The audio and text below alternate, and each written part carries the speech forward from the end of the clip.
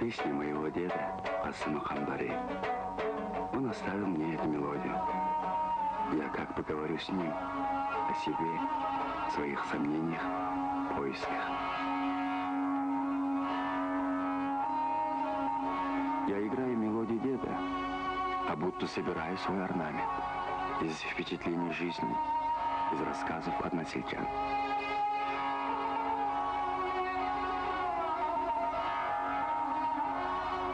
И мой дед, и мой отец, и я, сельский художник Ашим Курбанов, родились, выросли в Усекской долине, в отрогах Тяньшани.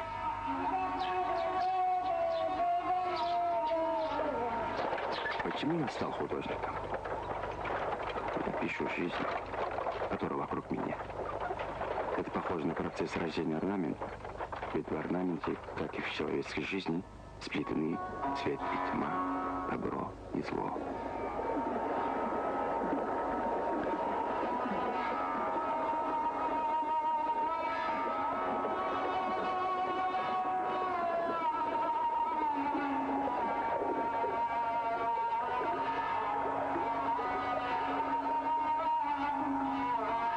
Наши предки уже к X веку нашей эры перешли на земледельческий труд. Мы благодарны им сегодня за эту давнюю связанность с землей кормилицей. Земледелие позволило нам заняться и ремеслами. Все это было, и все это осталось в нас, народном трудолюбии, в извечном желании сохранить и продлить красоту бытия.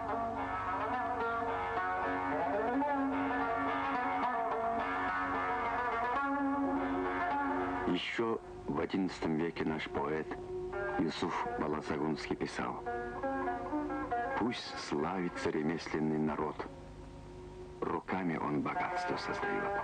Дай больше льгот ремесленному люду, и твой народ тебя прославит всюду». В 60 лет у плотника Эпендака как бы проснулась другая жизнь. Неожиданно для себя, для семьи, он взялся возродить истлевшую деревянную резьбу в музее Деркинская мечеть. И возродил.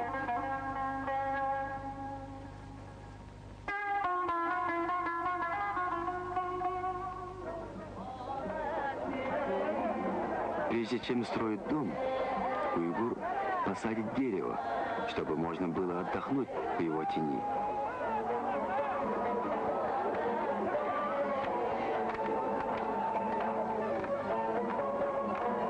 Уйгурская свадьба.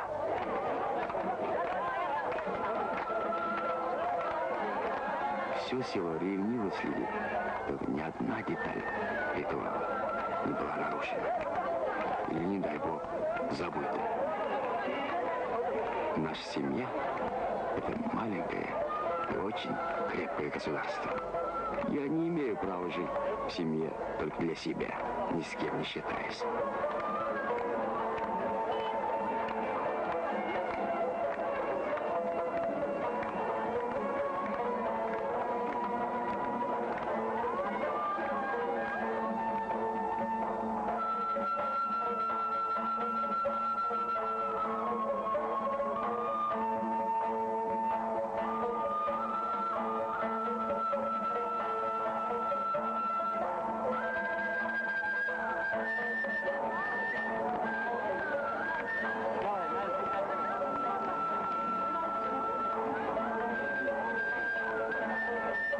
Почему наравне с любовью на свадьбе не забыты ни дипломатия, ни экономика, ни политика, ни прогнозы на будущее?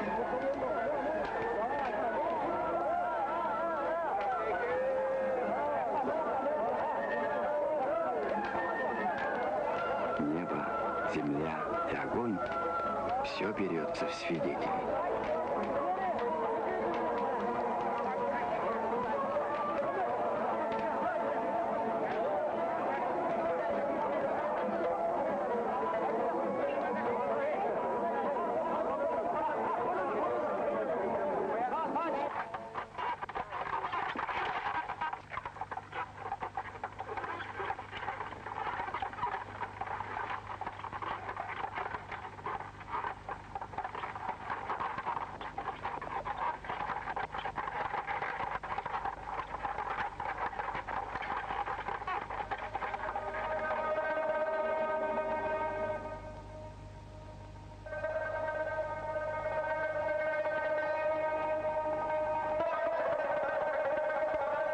Тогда в колхозном доме культуры мы устроили выставку своих работ. Посмотреть картины пришел и мой отец, Асым Курбанов.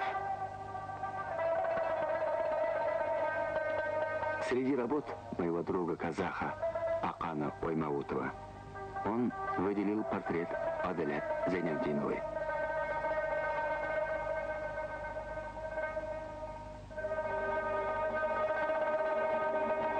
Неожиданным даже для нас был его рассказ о ней. Китменю, который передал Адалят ее отец Мешрака, она проработала всю жизнь. Этот китмень и принес ей звание Героя социалистического труда. Оказывается, вот как творится история. Все рядом.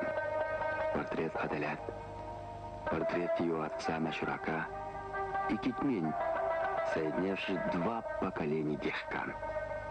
Вот Зайнетдинова Адалята я с отцом вместе работал с 41 до 45 года. Зайнетдинов машур был, хороший человек был, трудолюбивый. Он мирабом работал, но это мираб что такое? Мираб это воду делит. Мы воду получали несколько колхозов, он делил вот эту воду. Тогда поливальщики были все женщины, мужчины все воевали. Каждым женщинам он беседовал, как живут, как дети. Почти полголодные. До вечера работали босиком. Даже ничего не было одевать. Вот уйгурский есть такой обувь, чукай. Это шкура крупного рогатого скота делает. Чукай давал только председатель колхоза по разрешению. Только поливальщикам давал. Это все поливальщики были женщины. Чтобы чукай получить, это как премию, можно сказать. На трудодни дали вот этот чукай. В 1942 году мы сдали государству 300 центнеров пшеницы. По району, тогда был Джаркентский район. По Джаркентскому району заняли первое место. Это первое место в районе занимали. Мы все вот это 300 центнеров сдали государству, то есть для фронта отправили. Нам нечего было есть. Вот председатель колхоза сказал: Асым, давай вот это отходов дели. Ну, по ведро отходов делили. Фронтовикам 2 ведра дали отхода. Если не фронтовик, там ведро дали. Ну, это через 5-6 дней уже отход кончился. Потом председатель колхоза меня вызывает: давай собери женщин. Мы с женщинами собирали пшеницу от нора мышей. В каждом норе, наверное, грамм 50-60 граммов мы нашли. Тогда никто без разрешения не взял эту пшеницу домой. Мы все сдали склад, вот эту, около 3-4 ведро. И колхозникам по ложкам мы раздавали.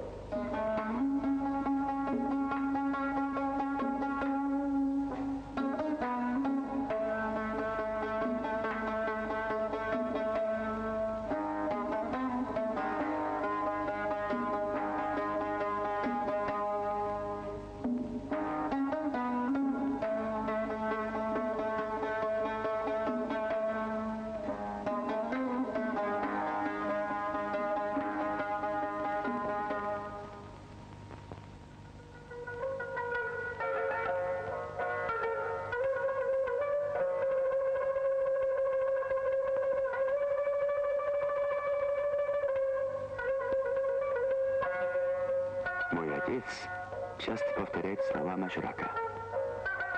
Работать на земле – это и есть счастье. Если ты к ней относишься с любовью, она тебе ответит тем же.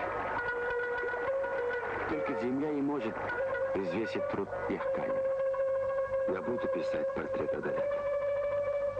Мне надо знать о ней все. Она выбрала свой путь, когда еще 7-летней девочкой носила в поле отцу чай и хлеб.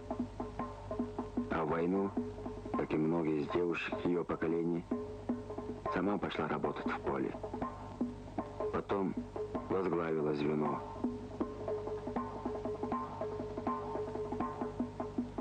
Но ее судьба лишь один из узоров в орнаменте судеб моего народа. Об этом и рассказ Абдурахима Надирова, парторга нашего колхоза. Это, конечно, очень трудный, трудоемкий труд поливальщика, звеньевого кукурузовода. Начиная от всхода до получения урожая, все делается вручную после нарезки поливных борозд. Ну, хотя мы делаем отдельный полив гибкими шлангами, но все-таки пока полив кукурузы у нас остается проблемой номер один. Мы урожай получаем поливом. Вот они с 5 днем, начиная с 5 часов утра и до вечера по каждой борозде старается, чтобы пробежала вода. Не так пробежала, а согласно технологии. Как кукуруза уже набирает рост выше человеческого роста, а там, в общем, только знает звеньевые, какой это адский труд, какая жара там стоит. У нее и показатели были хорошие, очень хорошие показатели. Вот сейчас на заслуженном отдыхе работает наставницей. Сейчас воспитала Халилова Токтахуна, который получил эту же землю, где она много лет трудилась. И как чабаны передают свою палку для сына, она и передала вместе с Китменем всю эту землю, а сейчас работает так же, как и работала Зайнуддинова в молодости. И он молодой сам и показывает успех. Вот наше подрастающее поколение не хуже наших наставников работает.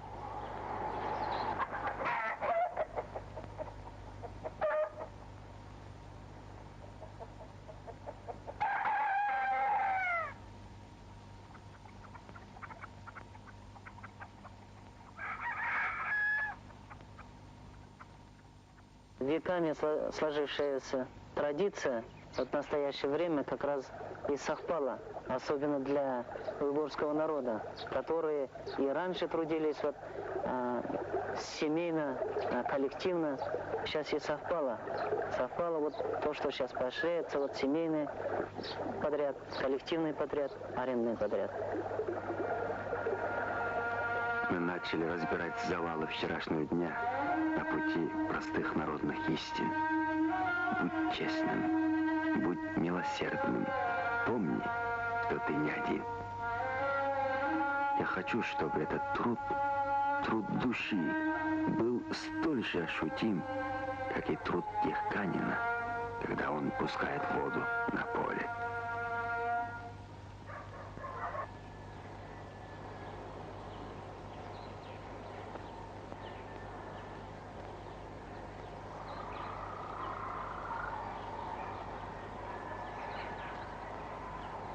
Семья Сапашевых.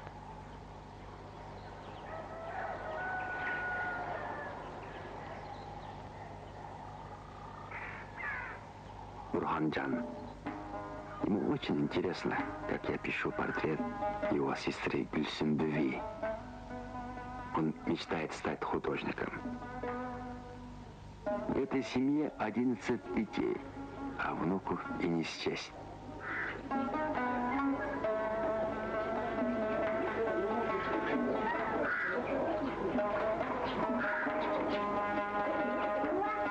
Гульсумбеви – обычная уйгурская девушка, терпеливая, сдержанная.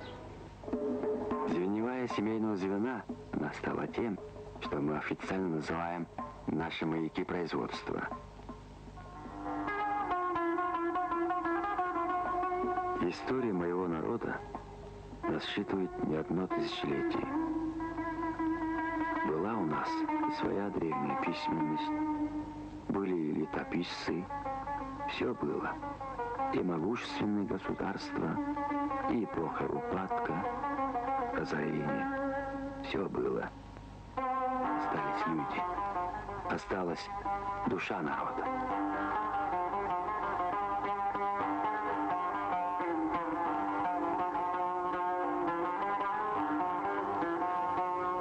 Все переходит в парламент. Чувства, мысли, человеческая жизнь. Онархан, Арукджан, Номеп, Гульсумбеви, Гульнорем. Боевые награды. Медаль матери героини. отец и мать.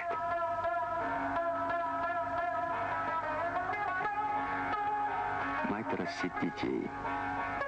Отец зарабатывает на жизнь.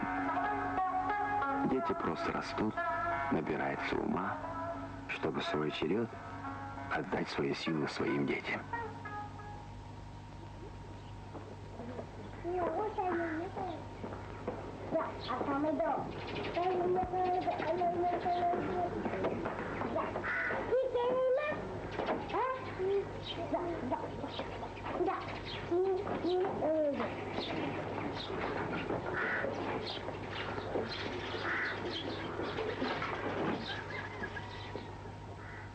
Наверное, у меня что-то не получилось.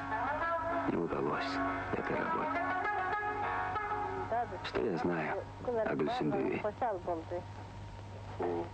Вот рассказ ее матери, Атенгуль. Вся наша семья обрадовалась, когда мы узнали, что Гульсиндуе стала членом Центрального комитета комсомола страны.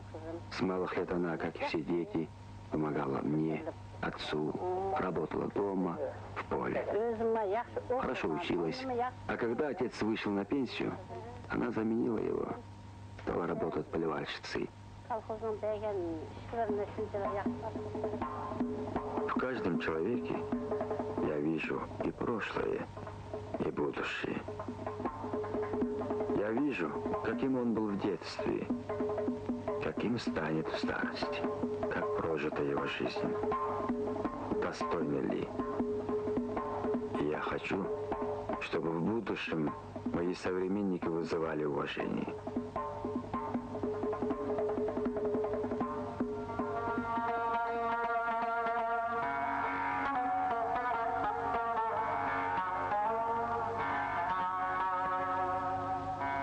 Юсуф Баласагунский, поэт и философ, писал о дихканах. Они на поле проливают пот, чтоб мы не знали горя и забот. Будь добр и честен этими людьми. Их простоту себе в пример возьми. Будь с земле пастцами всегда хорош. Ты их преуспеянием живешь.